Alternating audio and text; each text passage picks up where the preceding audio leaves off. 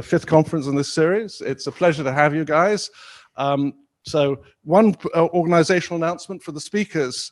Please would you send the slides to Maxime before the talk and definitely, preferably 24 hours before your talk so that he can load them into the system.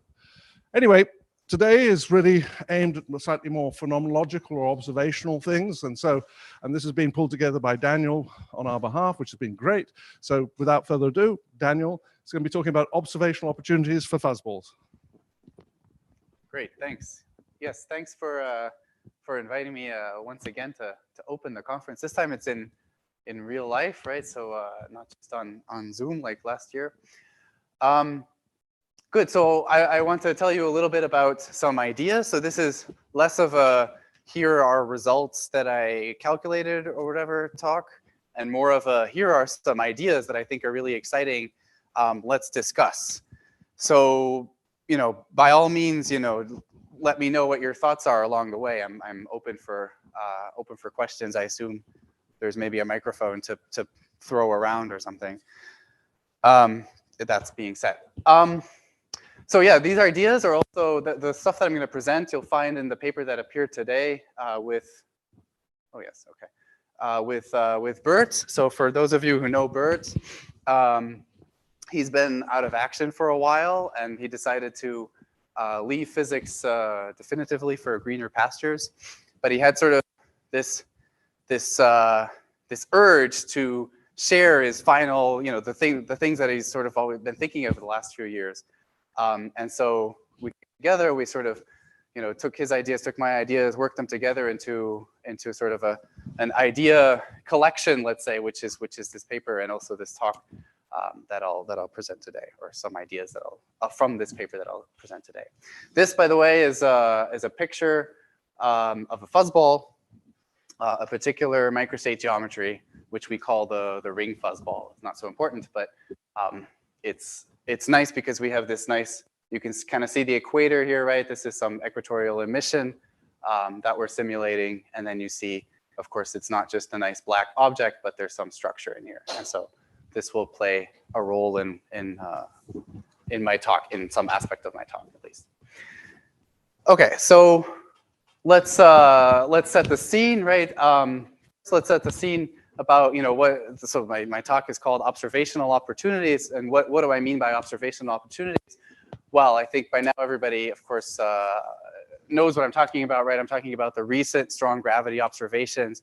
I'm talking about gravitational waves, which we've now seen for only a few years, right? Where we have two objects. We're typically going to be interested in two black holes, which orbit around each other and then merge in some violent merger phase.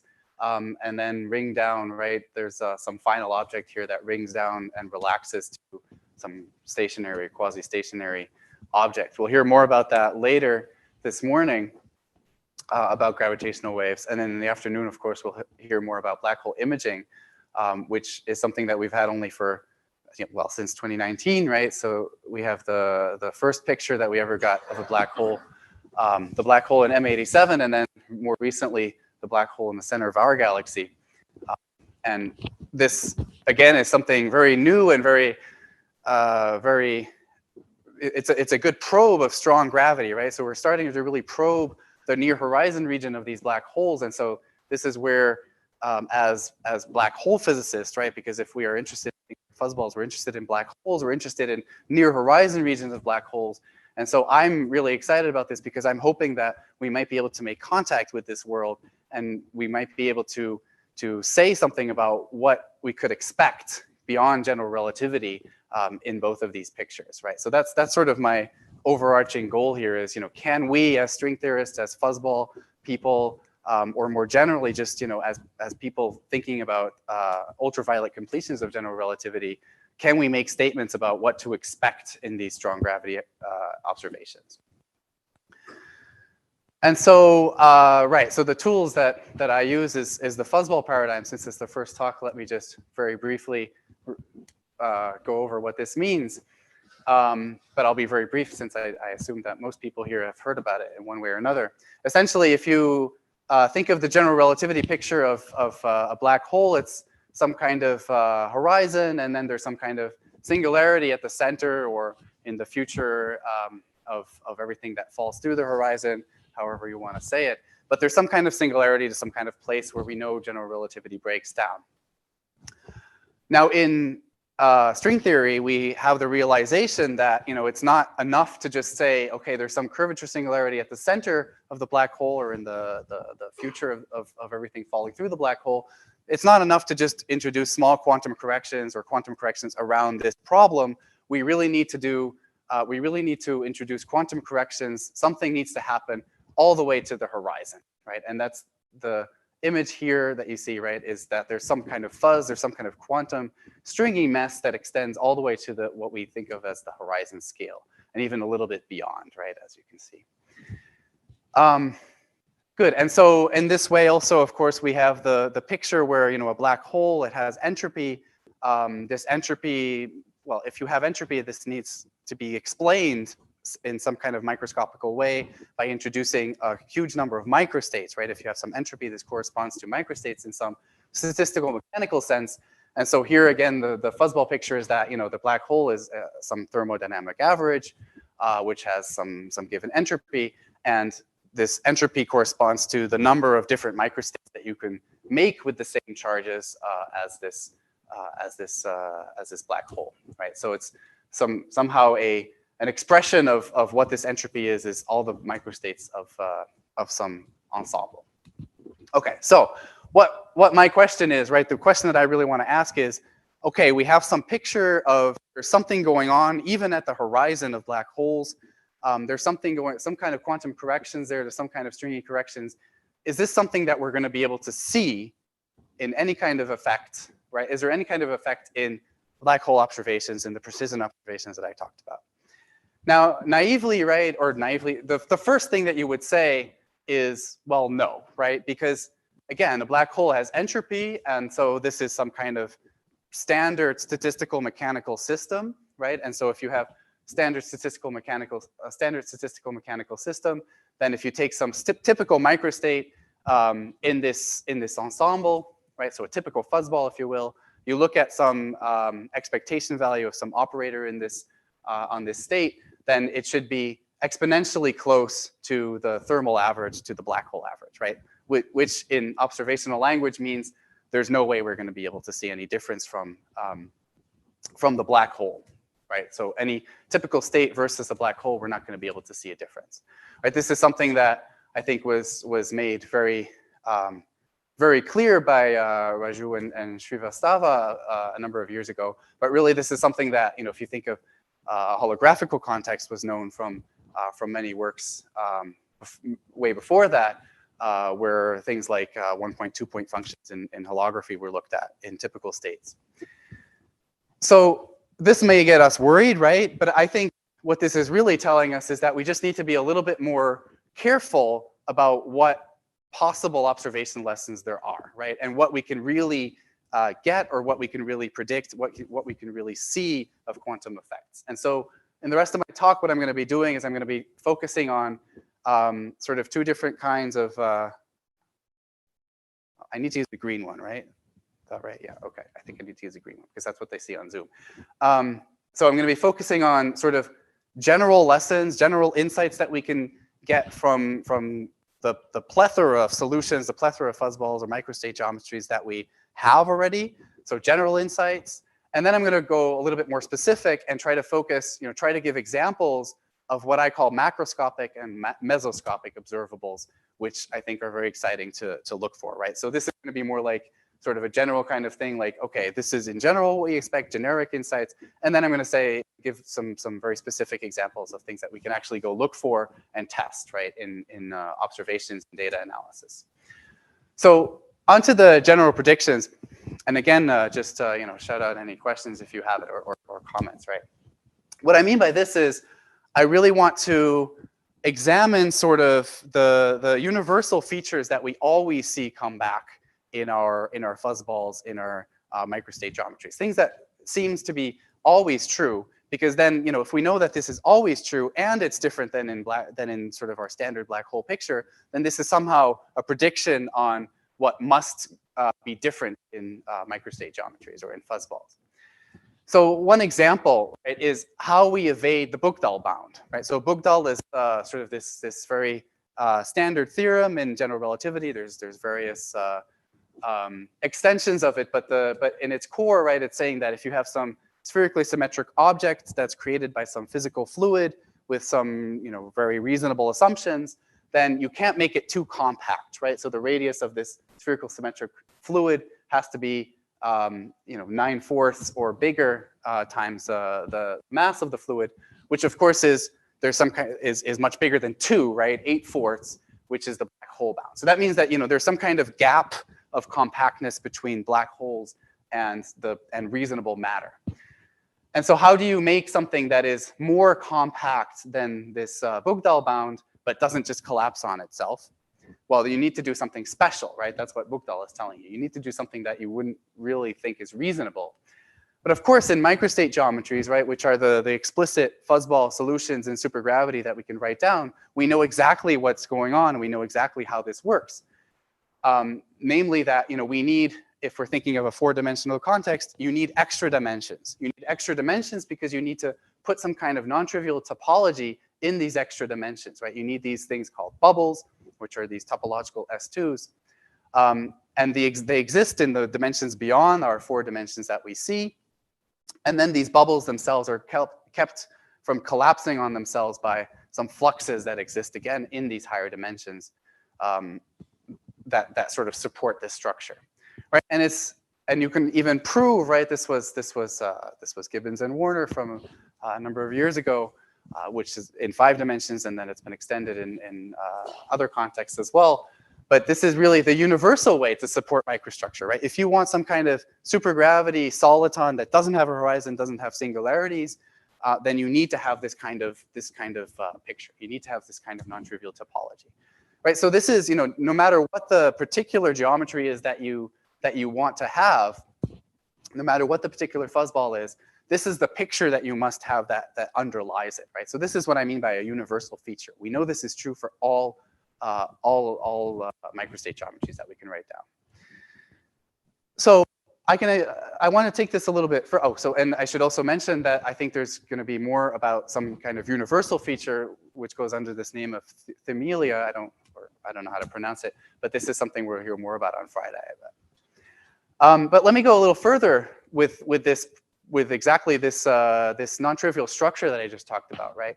So if we know that we need to have some kind of non-trivial topology in extra dimensions, we know we need to have some kind of fluxes in these higher dimensions, that kind of implies for us that we need some kind of, from a 4-dimensional perspective, right? We need some kind of extra fields in the game that will provide for us in the higher dimensions these fluxes, right? So we need some kind of scalars which need to be massless and gauge fields.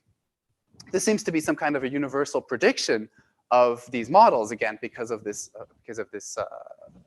topology argument.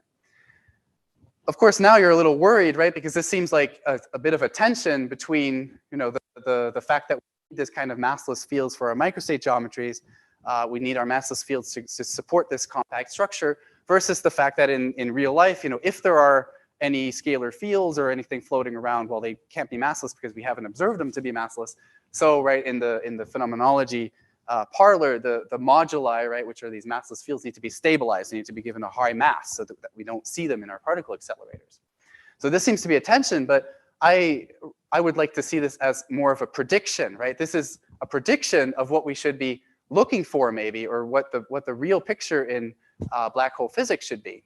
Right? This is my horrible picture of a microstructure where you see here there's the asymptotic spacetime, and then here, as you go down the black hole throat, you end up in some kind of microstructure, right? So as I said, near the microstructure, these fields need to be effectively massless. That's the prediction that you get from this topological argument. And then asymptotically, these moduli need to be stabilized. So what I'm trying to argue for is that there should be this mechanism, this almost attractor mechanism kind of idea, where you have a bunch of scalar fields and other fields that are very massive when you're far away from any kind of horizon, so you don't see them, but then effectively they become massless. They do interesting things when you go to this high redshift microstructure region. And so I think a very interesting, well, okay, so this is obviously just sort of a conjecture, but I think this is a very interesting question. Can we go and construct some explicit example of this, right? Can we look for an explicit microstate geometry? It can be a very simple example. It doesn't need to be scaling geometry, for example, or anything like that. But can we construct something which have this non-trivial topological structure, which is sourced by something, or which needs some kind of scalar field that is then asymptotically stabilized, so is not in the low energy spectrum, let's say, of our asymptotic theory? I think that would be a very interesting question to explore. Okay, so nobody's attacked me yet. Good. So what the picture that I'm essentially advocating, right, is that we have some effective massless fields near the horizon, which means there's some kind of dark matter hair around black holes, but it's really localized near the horizon, right? So what this means is, right, we can start making this sort of is an invitation to think about, there's a lot of literature out there. People have studied the effects of, what if there's some light dark matter field in the universe, and what if this light dark matter field forms halos around black holes, et cetera? Can we see this in things like gravitational waves, right? And so there's a lot of phenomena that can happen, right? There's many different properties of this dark matter halo which might alter the gravitational waveform, which I won't go into. But I think one interesting question here is, which of these phenomena that people think of for dark matter hair, for dark matter effects in gravitational waves, which of these survive? Which of these are also relevant if the dark matter hair is really just localized around the horizon, and once you go further away, is much less. Well, it's just not there. It's just not visible, right? So I think that's definitely still an open question. Okay, so I think, right, so that's what I'm trying to say, right? There's some very real string theory motivation, which I hope I've just convinced you of, to study things like hairy black holes, right, where we just have a very simple model of a black hole with some scalar hair, and to use these as a proxy for the ideas that I just said when we study things like gravitational waveforms and what the hair can do for our gravitational waves. Okay. Yes, please. Oh, wait, so do you need a microphone?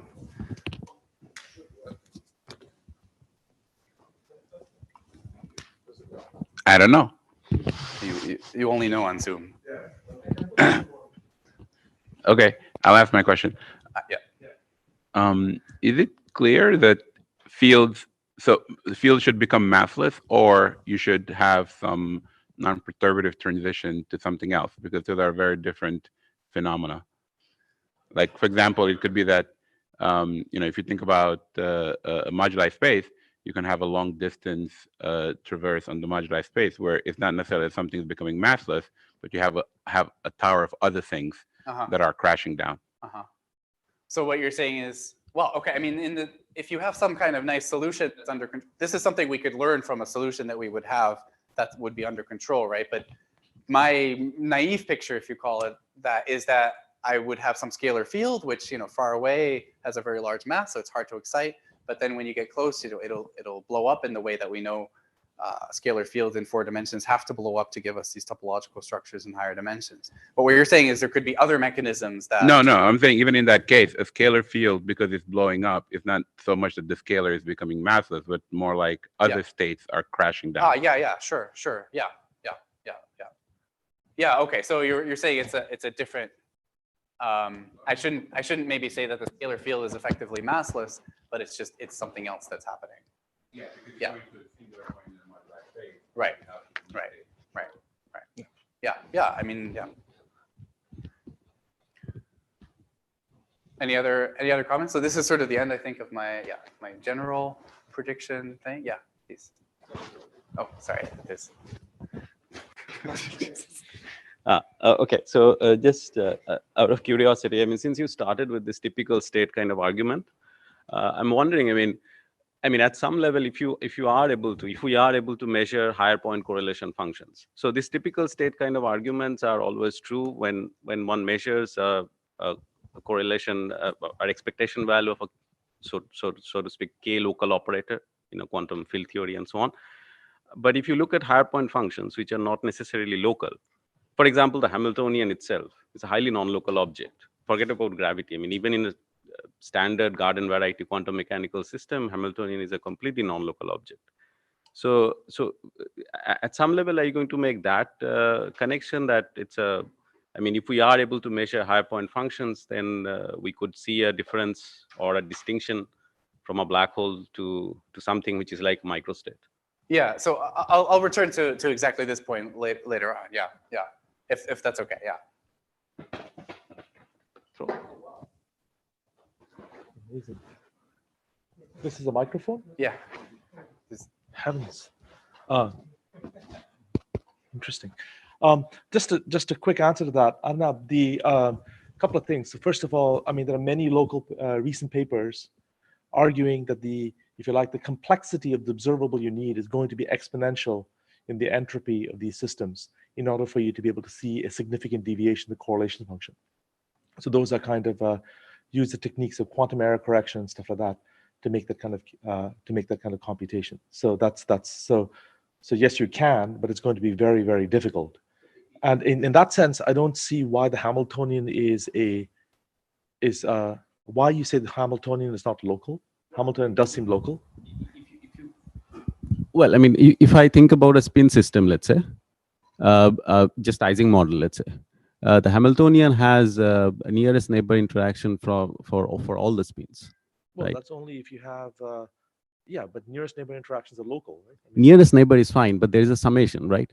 So when you do the summation, so for example, right, the but statement. Locality doesn't mean that you can't sum over all the local interactions, right? Say in the Hamiltonian, there's an integral locally in space of the derivatives. Okay, let me put it this way. So for example, the statement of typicality or the statement that that he had initially is like an ETH kind of statement, right? And ETH, for example, for the Hamiltonian is completely trivial because it's in the eigenstate basis.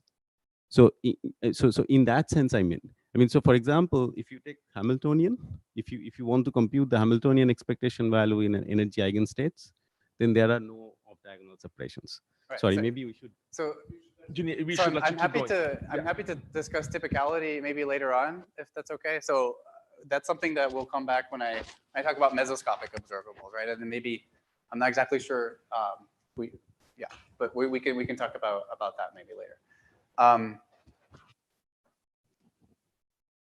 Okay, so first though, I'm going to talk about the macroscopic observables, which is something very different. And I distinguish the two because I'm exactly sidestepping the question, right? So macroscopic observables for me is sidestepping the question of, of typicality, even of seeing quantum effects in black holes, right? For me, this is like the idea that there may be other things out there that we just don't know about. So this is a very sort of let's say phenomenological viewpoint, right? It's that we have seen black holes, we have seen neutron stars, we have seen nothing in between, right? In terms of compactness, and this is an argument that that Ibu first made to me. Although I know there's papers on this as well, but that there's a huge amount of entropy in even a single supermassive black hole, which is orders of magnitude more than the observable universe without black holes, right? So what this is saying is that there's an enormous amount of phase space, enormous amount of states out there that we just haven't seen, right? We've seen supermassive black holes, but we haven't seen all compact dark objects. And so I think it's a very reasonable question to ask, is there anything else possible that's some kind of a stable compact object that is not a black hole, but it's also not a neutron star? It's something that is ultra compact, but doesn't come close to the black hole, close as in exponentially close or Planck size away from horizon. Right. So this is I think a very it's a very pertinent question. It's also something that hopefully we will be able to answer now that we have a lot of strong gravity observations of such objects, of such dark objects. And so, you know, this is right. So this is really the question that I'm asking, right? Are there other dark ultra compact objects out there? And so, right, I'm trying to make this very clear that I'm not looking at the idea, right? I'm not thinking of the idea now that, you know, whatever model I'm going to write down is some kind of a typical black hole microstate represents what I expect the quantum corrections to black holes to be. No, I just say that that I have a plethora of classical solutions available. I have a plethora of these. I have a huge amount of objects, right, of these microstate geometries or fuzzballs in general that are arbitrarily compact. They're well behaved in some stability sense. This is something that many other models of such compact objects don't have. You know, there's many bottom-up models, things like boson stars, et cetera, which are not as well behaved, which cannot be as arbitrarily compact. So we have this huge amount of solutions that we can use to just probe this question, right? To probe the question, what if I replace a black hole by something that's, you know, ultra compact but not quite black hole size? Will I see effects of this in observations, right? This is probing what is often called the Kerr hypothesis, right? And so what I really need is I just need some kind of model for some exotic compact object, right? Exotic because we don't really know what it is yet. And so this is the kind of thing that can be distinguished by what I call macroscopic observables, right? Something that does not really tell us anything about, or it's not necessarily something that is a quantum effect, but it's just something that, you know, it tells us that there's a macroscopic difference between a black hole and whatever object that I'm thinking about. So I want to give one example, right? There's, of course, a lot of examples, right? A lot of the distinguishing features of black holes will be different for these compact objects. So things like multipole moments or tidal deformability, things that you can see in quasi-normal modes and echoes and other phenomenology of gravitational waves. I'm going to focus on the other experiments, let's say, the other experiments, which is the VLBI observations, right? So the very long baseline interferometry like the EHT, so black hole imaging. Because I think this is also a very nice example of where we can see macroscopic differences to black holes, potentially. So here, I think the one very important thing to stress, which I'm sure we'll hear more about in the afternoon as well, is that these black hole images there's a lot of unknowns. We really, you know, there's a lot of things that we don't know that's going on in this image, or that we have sort of silently assumed in producing this image. And in particular, we don't really know a lot about the details of what is around the black hole that is actually producing the image, right? Producing the emission that we're then, the photons that we're then measuring or observing. Okay, so we don't really know a lot about the plasma around the black hole and its details and how it emits, et cetera. And so any kind of geometry extraction, right? Any kind of observable that you want to extract from your image, that's going to depend very much on what the exact details of this plasma are. Well, that's not going to be very robust, right? That's not going to tell you, that's not going to be a very good observable. So you want something that you can extract from images that is largely independent of the exact details of how the emission is produced and only depends on the geometry. And so that will reveal to you, you know, what the details of the geometry are. And so one thing that, again, we'll hear more about is the photon ring, right? So if you think of this image here as, well, this is the actual EHT image. If you think of this as sort of a blurred version of the ideal image here, right? Because in observations, we simply just don't have the resolution to see this kind of image. If you think of the actual ground truth image here, right, which is more like this is of course a simulation, then what you see is you always see this kind of dark depression in the middle, but then there's this nice, clearly defined ring around it. And this clearly defined ring, that's the photon ring, and that's something that has been argued to be largely independent, or some properties of it are largely independent of the details of the actual emission that from the plasma. Okay, and in particular, things like its critical exponents that are associated to it, but also its shape. Right here, it looks like a nice circle, but you can be a little bit more specific about it. And you know, you can say things like, okay, if I measure this diameter and then measure it all around at every angle, right, this gives me a measure of what the shape is of this photon ring, and this is something that is a very robust measurement that doesn't depend on the plasma emission. So that's something that you can go out and measure and say, okay, can I actually see effects from it not being a black hole? So yes, so this is somehow a question, right? If you have these photon rings, right, what kind of effects can you see beyond general relativity? So like I said, you can measure things like the size of this, like the shape of this photon ring, these kind of things. And then you can ask yourself, beyond general relativity, maybe it doesn't look like a nice circle or an ellipse or a circlipse, but it's something else, right, entirely.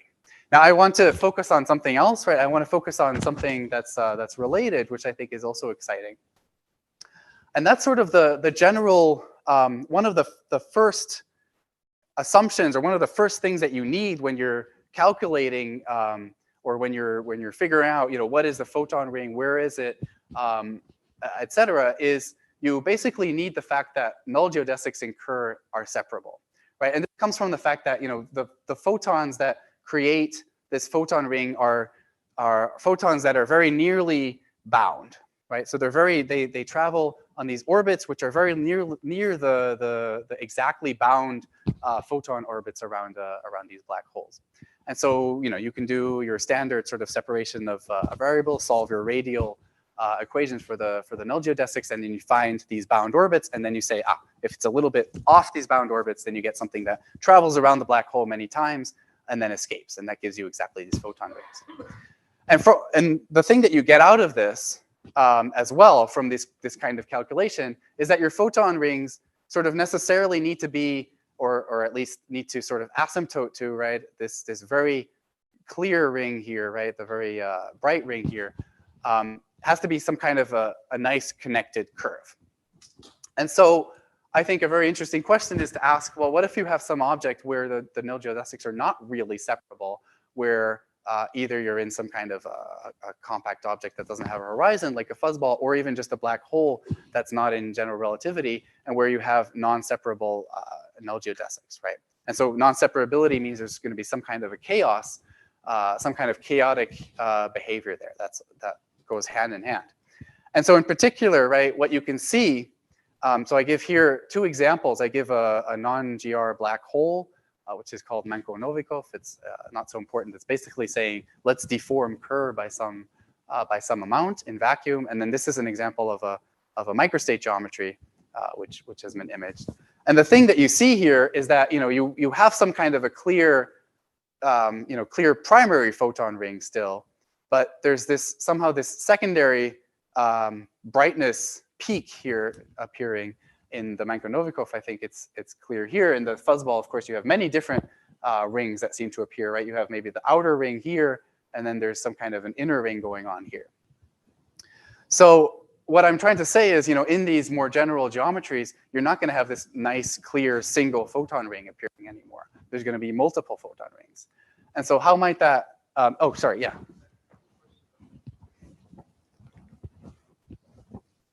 Oh. So can you give an explanation of what's going on with the photons that make up these other features in the fuzzball image? So on the left-hand side in Kerr, the photon ring is made up of the photons at nearly bound orbits. But in the fuzzball, what are the photons doing, the ones that are in these additional features? I mean, the best I can really do is just kind of wave my hands and say chaos. But if you want to be more quantitative, I would say there's, if you have some kind, you can plot something like an effective potential, in R and theta, let's say, right, of where a geodesic with given asymptotic impact parameters is allowed to travel, right? And so when you do this for Kerr, it's some very simple kind of thing where you see, okay, it's allowed to be here and here for, if you have some kind of nice bound orbit, and then there's this very clear opening up, let's say, where you can go from asymptotic to some nearly bound orbit. Anyway, it's a very clear, simple picture.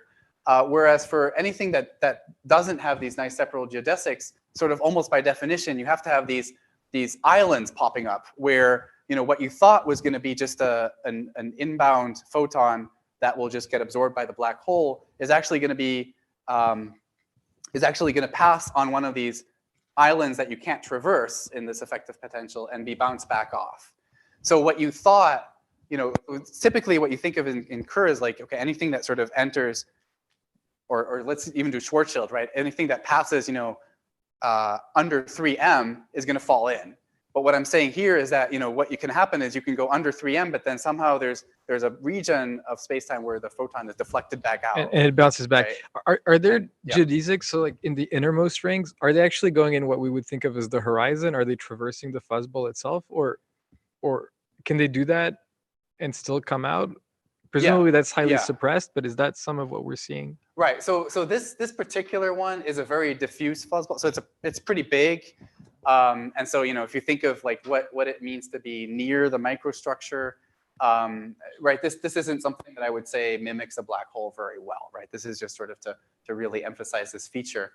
When you make it more, compact, more black hole-like, what happens is, you still see a lot of the geodesics that travel inside the microstructure, but typically, if you have some kind of emission, you won't see a lot of emission coming from there, right?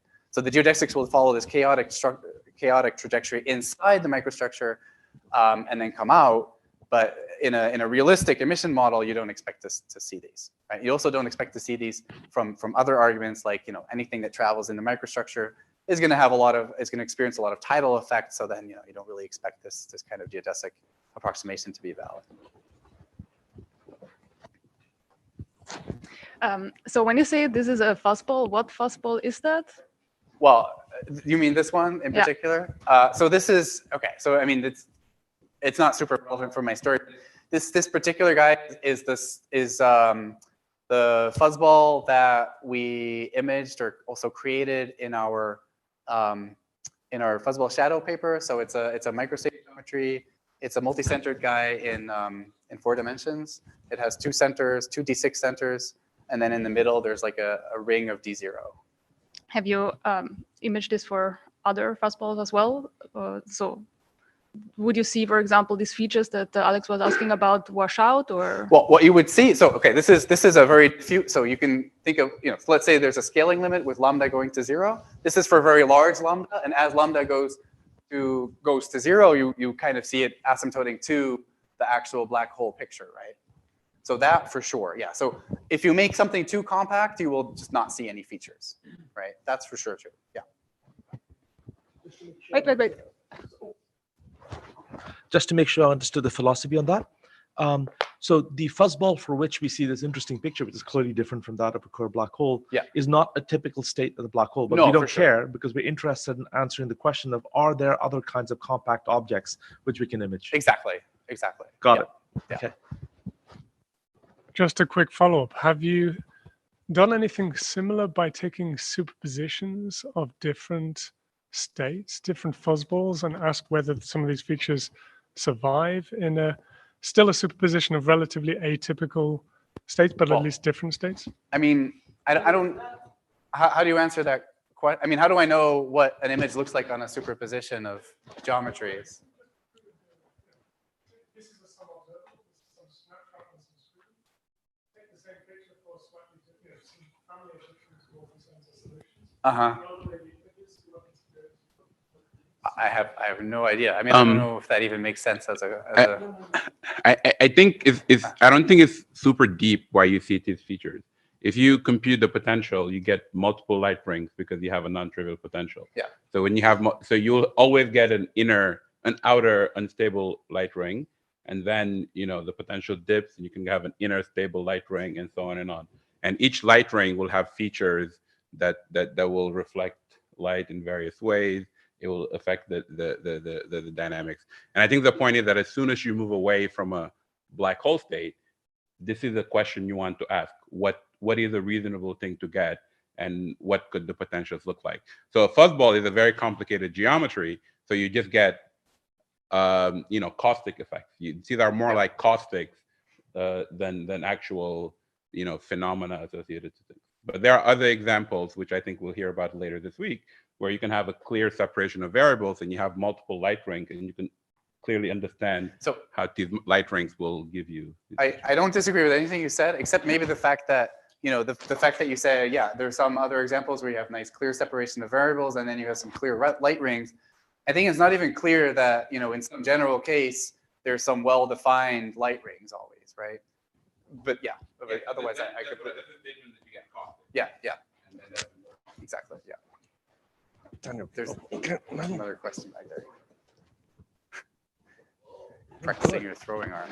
Oh, actually just following up on David's question. This is really quite coming from ignorance. So if I take one of these fuzzballs that gives this beautiful different picture, how easy is it to kick it to produce a different fuzzball that would give me a different picture? Because I'm wondering if I drop one hydrogen molecule, is it enough to kick it over? How deep is the wells in which these things sit is really the question I'm asking. Sorry about the question. No, I think that's a great question.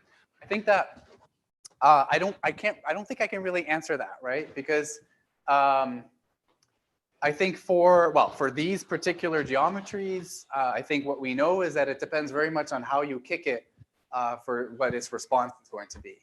So there's ways to kick it where I think you can probably assume it to be fairly stable and that it won't change much. But then other ways that you expect that you're going to set something in motion and that you'll go to a very different state, right?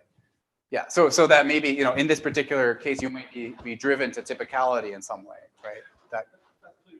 Yeah. Yeah. Yeah. Yeah. The picture would keep changing continuously in time. You wouldn't get a stable picture. Yeah, if you kick it, you mean. Yeah, yeah, for sure. So I think that's a very interesting question, right?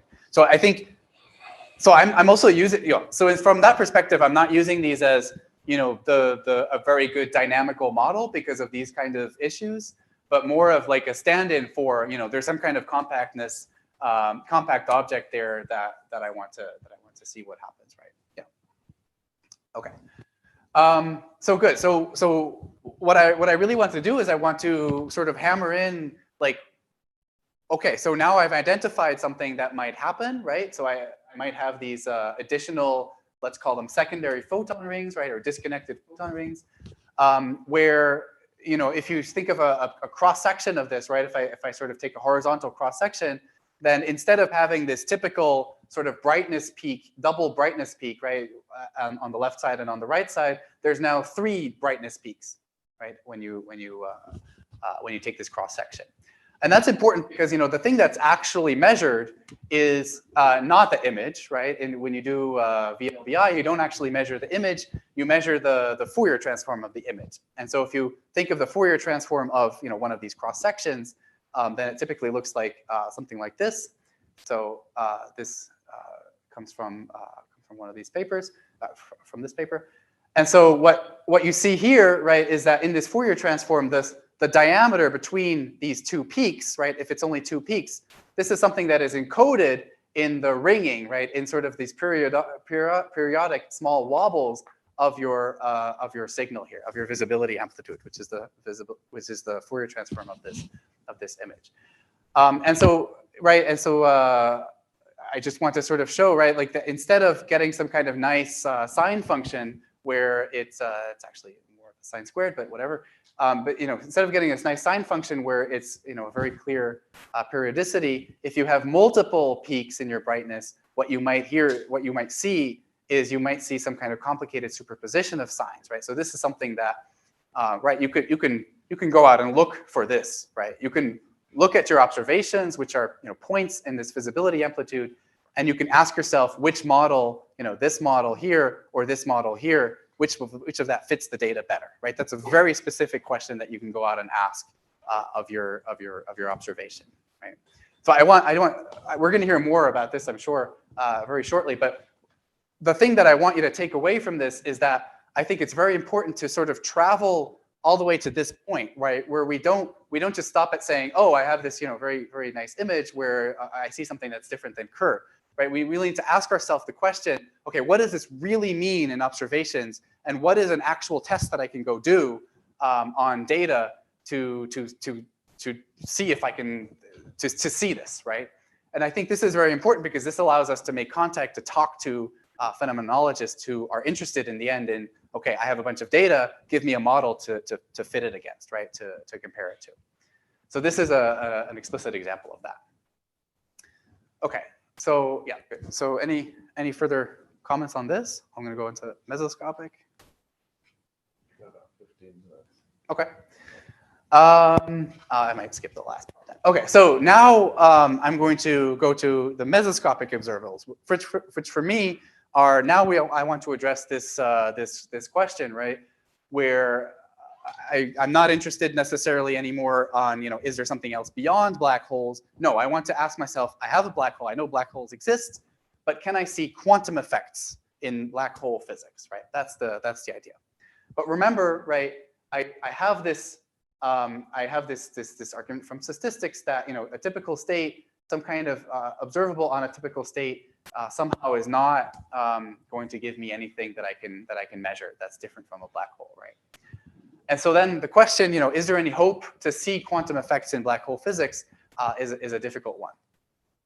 But I want to argue that, you know, we get a hint of what kind of features we need from exactly this argument where which I think we've probably all heard at some point of how we avoid horizon formation in a gravitational collapse, right, in the fuzzball paradigm, right? So the idea here is, of course, that, you know, if you have some kind of nice collapsing shell of matter, it forms a horizon well before curvatures get large, and so you know, how do you even form fuzzballs in the first place, right? If there's no kind of large curvatures, then why do I expect quantum effects to be important here? And here the argument is that, you know, it's not curvatures that make your effective theory break down. It's that there's a huge amount of states suddenly opening up, right? There's a huge phase space of states that open up. And so the argument, right, by Mathur and Kraus-Mathur is that, you know, you at some point where your shell becomes very close to being horizon size, a huge amount of states open up, so that even though the tunneling amplitude, right, the probability to quantum tunnel into one of these states is very, very low, right, e to the minus s. If there's e to the s of these guys, which there are, right, that's the number of states that are suddenly available to you, then the total tunneling probability to tunnel away from forming a horizon is going to be order 1, right? And so this was calculated in some very specific model by us in some paper. So this is sort of the argument where, you know, obviously we can't do this argument in full generality for a gravitational collapse, but it sort of tells us where to look for quantum effects, right? Quantum effects necessarily need to sort of use this fact that there's a huge phase space available to us that makes our effective field theory intuition break down, okay?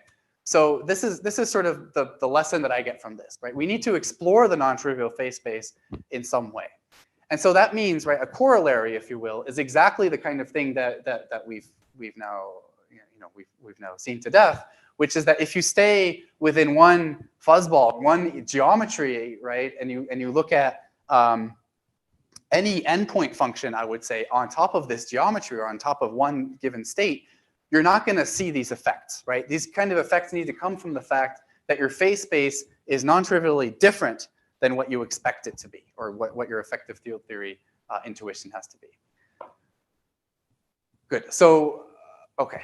So, right. So, and I think, okay. So the way that the things that I want to use to see these effects, I call mesoscopic observables, sort of in the idea that, you know, you can see underlying, or you can see features from underlying microscopics, even though you're looking at something that's more macroscopic, right? So for example, if you have some kind of nice particle of pollen and you drop it in a fluid, you see it sort of doing some kind of a random walk because of the underlying microscopic motion, which tells you sort of that there's underlying microscopics, even though you're looking at something relatively macroscopic, right?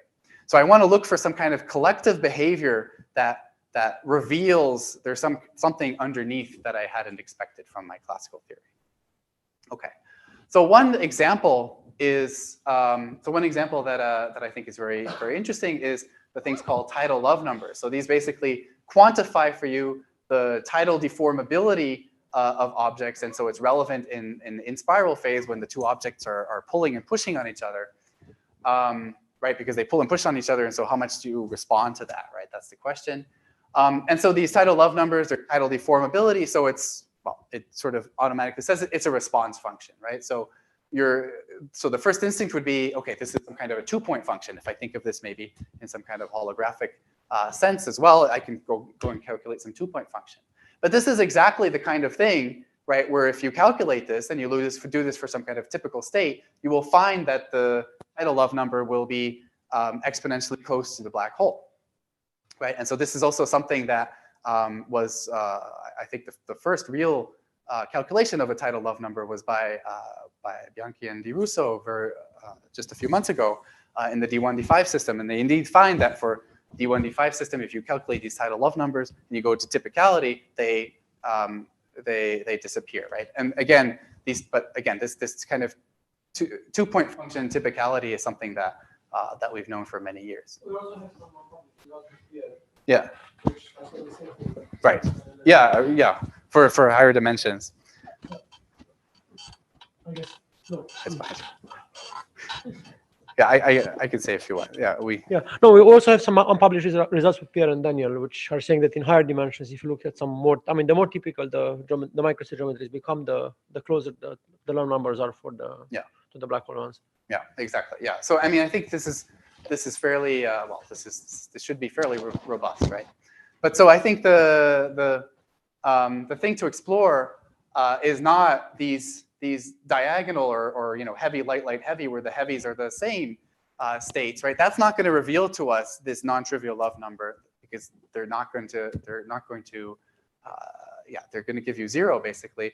But you need to explore the phase space, which means if you want to do this in a holographic kind of setting, you need to be exploring things that are off diagonal, right? Where the heavy prime are the operators that create the geometry. So you're looking at the non-trivial interactions, or let's say the collective behavior somehow over the different states in the phase space. I have no idea, of course, how to calculate such objects holographically.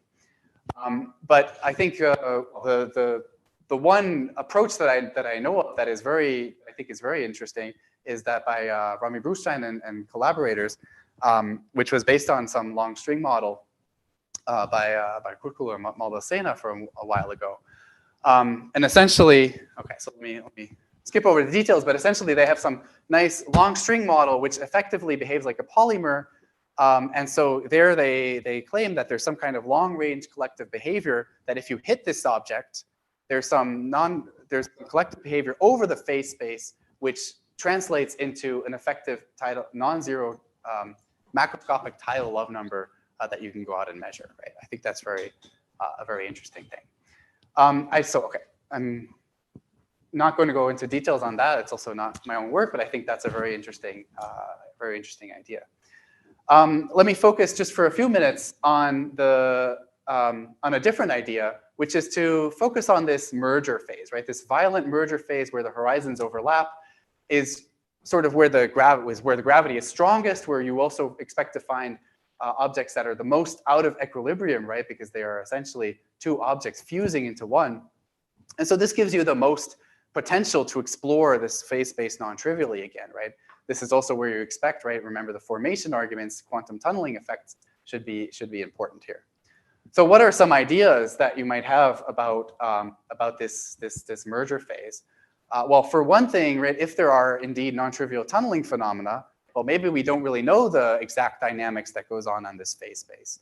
And so in particular, there could be states along the way, let's say atypical states, where you were caught in some, there might be some kind of metastable state, which think of glasses, which are long-lived, at least long-lived compared to the very short timescales that you get here, and that have higher energy than, of course, your final object does, right? The one that you would expect from just your standard evolution. So this would correspond to some kind of metastable glassy state, and then there's some kind of less radiated energy because there's more energy in your glassy state, preserved in your glassy state. Another thing that could happen is maybe you take some kind of atypical path in your phase space while you're tunneling, which could lead to something like a gravitational wave burst from some tunneling event from some atypical state down to a typical state, which would be maybe like a peak that you would that is a little unexpected here, right? So this was also an idea that was put forward earlier. In any case, sorry, and then there's another option, right? Remember from earlier on, right? I tried to argue that there's some kind of massless fields or other fields, other degrees of freedom that are important around the horizon, right? If these degrees of freedom can get excited and then in their turn have some kind of standard model interaction, right? So the picture that I have is there's some dark matter that is effectively massless around the horizon, gets excited, then interacts with standard model particles to excite them. Then we might see something like an unexpected standard model counterpart of a black hole merger, right? Because usually they have no standard model counterpart. Again, this would mean less radiated energy than what we expect because there's some kind of standard model counterpart that radiates away other energy. So, so these are all things that one can go look for in gravitational waveforms, right? We can look for, unexpected bursts or standard model counterparts. Obviously, we can also look for if the matter that's radiated, right, the energy that is radiated in this phase is according to expectations, right? And so just to be a little bit more specific, right, what you can do is you can say, okay, I'm going to look at only this part, right, only the in-spiral part, and fit this as well as I can to my waveform models, right? So I fit all the parameters of my two black holes, M1, M2, et cetera, right, the two masses and all other parameters that you need. And separately, you can fit the ring down here, which gives you some kind of a final object mass that you have here, right? And so this is, right, if you do this separately, if you fit these two regions separately, then you get some kind of an observed radiated energy, right? So the total radiated energy that you observe. But you can also, of course, fit the entire waveform to numerical GR, right? You can use numerical GR to actually predict what this radiated mass should be. And then you can ask yourself, is the observed mass different than the radiated mass? This is something that I've been told, yes, 5 minutes, great. This is something that I've been told, you can do, and I think people do this. But with the current detectors, this is not something that is going to give us anything meaningful in terms of statistics, right? So, but this is something that could be very interesting when we have a large amount of very precise observations, like in the next generation gravitational wave detections. Yeah. So you say that because you have an expectation of the amount of deviations you should see in that relation, or what, like why do you say why do you say we need very precise observations?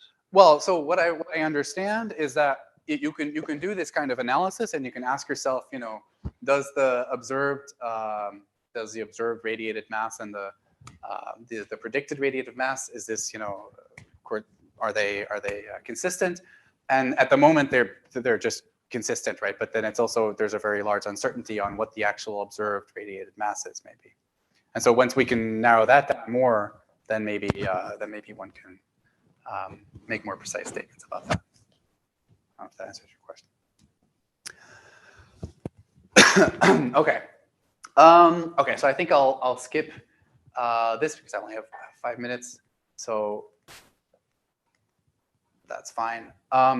The only thing that I really want to emphasize, right? So that was the whole point of this last little section, is that answering these kind of questions, right? Like the black hole imaging that I was talking about, like any of these gravitational wave questions that you might want to ask, right? We need to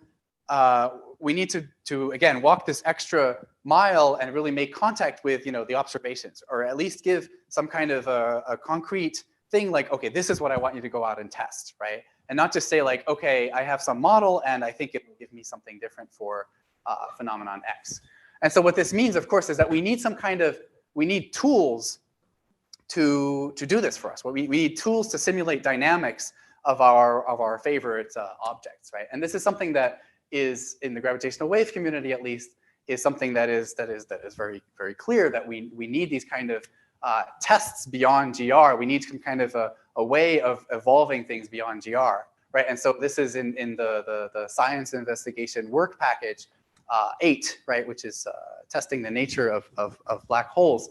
In LISA, for LISA, it's very clearly defined. In the near future, we want to be able to simulate, black holes that coalesce beyond GR. We want to have first principle dynamical exotic compact object models, right? This is something we need to be able to even start asking questions like, what can we see beyond GR in a realistic merger scenario, right? And something that's a long-term goal also in this work package. I just want to maybe emphasize this, maybe to show you, right? Things like boson stars I've mentioned, right? These are things that we don't really expect to be very good, let's say, UV complete objects, right? So they're not. We don't necessarily expect them to be the actual objects that we're going to go see in the sky. But nevertheless, right, something that is a real objective is to build a catalog of possible boson star models that we can go out and observe. Why? Because this is something we can do, right? Boson stars are something we can put on the computer and simulate their dynamics for. And I think it's just very important for us to also try to make that contact, to try to go as far as we can in simulating dynamics and really building a model building a prediction for observations that we can test and give to phenomenologists. Yes, please. Boson stars are nonlinearly stable. I'm sorry? Boson stars are nonlinearly stable. Yes. Unstable. Unstable. Yes. Yes. They Yes. Yeah. That's exactly what I'm saying. Like, we don't expect them to really be there, right? But this is something we can go out and study as a proxy, and so this is why people start. So the reason. Let's not debate. So the reason, boson stars are exactly bad. the reason why I put this up there is because I wanted to make. Yes, to outrage you, exactly. To outrage you into saying, oh, but okay, if they're doing it for boson stars, we have to do it for us, right? This is exactly the reason why. So I've succeeded in that. Can you finish? Yeah. I'm finishing. Okay, so the 3 main takeaways that I want you to have from my talk is that there are some generic predictions that we, or insights that we have, right? And that's, for me, this is this idea of hairy physics that emerges localized near the horizon. I think there is a real potential to see the quantum effects near the horizon, and this is from looking at phase space dynamics. This is looking at severely non-equilibrium properties of our black hole phase space. And I think there's a very big need, right? This is the last thing that I said very quickly. There's a very big need in developing further simulation tools. And so something I didn't get to talk about was my ray tracer, which produced these images that you've seen throughout the talk, where we really go the extra mile in the sense that we can implement all these fuzzball metrics, but we also really can produce the things that you actually measure, which are these visibility amplitudes, right? These Fourier transforms in some kind of realistic way.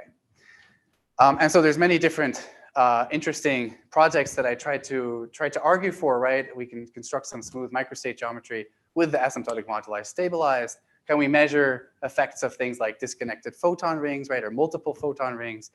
Can we see, this was more the mesoscopic side, right? Can we see some kind of difference in predicted and radiated energy in the merger? And then I didn't talk about the numerical schemes, but we need to really look for new simulation tools and how do we do that, right? Okay, so I'll stop there. Sorry for going over that. Thanks, Daniel. We had a lot of questions during the talk, so let's keep it brief so we can break for coffee. There was a really simple idea that you pointed out, which was new to me, which was the existence of a compactness gap between a Schwarzschild black hole and a star. Do the boson stars fill out this gap? So the fuzzballs can, but are there other things that can fill out this gap? Yeah, and also, I mean, this 9/4 is, it's under certain assumptions of the fluid, and there are various right, but ways you can generalize this. They're reasonable assumptions. I think the big question is there an equivalent to the Bugdahl theorem beyond spherical symmetry? Because most black holes are probably rotating, but yeah, if you could make a statement that if you see a rotating black hole whose compactness is within this gap, then it can't be a curved black hole. That's super interesting. Is there such a thing? I don't think there's a very definitive statement like that. No. I'm not sure. I don't know, maybe Greg, you know more, but I think yeah. the tricky point is mostly the. So I think the Bechdel theorem assumes isotropy. So the problem. So what we don't know is if you have a very strange anisotropic fluid, if you can sustain more compactness than a standard isotropic one. Well, I think there's again generalizations of Bechdel where you Yeah. do things like this, and you can get arbitrarily compact for arbitrarily crazy things Yeah. that you do with your fluid. Yeah. No, yes, there are some papers recent by Paolo Pani and Cardoso where Yeah, also. they discuss this, but I think we have some ideas of how things might generalize in the anisotropic case, but I think that's more the problem more than rotation.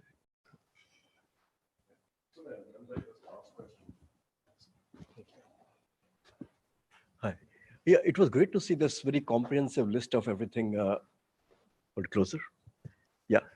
Yeah, it was a very nice list of everything. I just thought I could perhaps add one more thing to this list, which I was reading in the papers of Shorty, who has been looking at scattering of gravitational waves and electromagnetic waves of fuzzball-like objects.